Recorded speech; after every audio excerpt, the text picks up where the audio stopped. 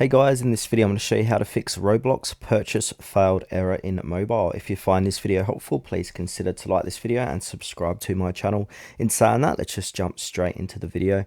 Okay, so there's a few different ways how we can fix this. So fix number one is check your internet connection. So make sure you have a stable internet connection, either Wi-Fi or mobile data.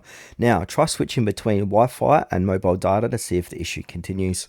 Now, fix number two is to close the Roblox app completely. So go ahead and long press on the app, go on to app info. From here, go ahead and click on force stop, click OK, and then reopen the application.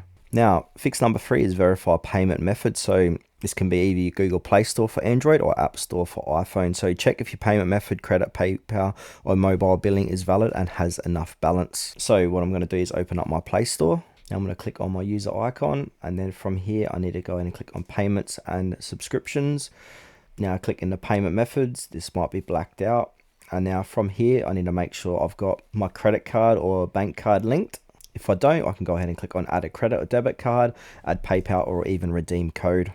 Now next fix number four is to go ahead and clear Roblox cache. So this is for Android. So long press down on the app, get the app info, scroll down, click in the storage, go ahead and clear cache. Do not clear data though, because you're going to lose your login settings and account stuff as well.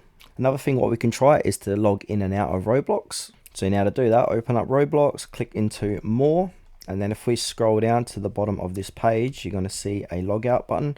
Go in and click on to log out and then re-sign back in. Now fix number six is to update Roblox. So either search for Play or App Store. Find the quickest way is to long press Roblox, click on scroll down, click on app details in store, make sure it is updated. If it says play, you've got the latest version.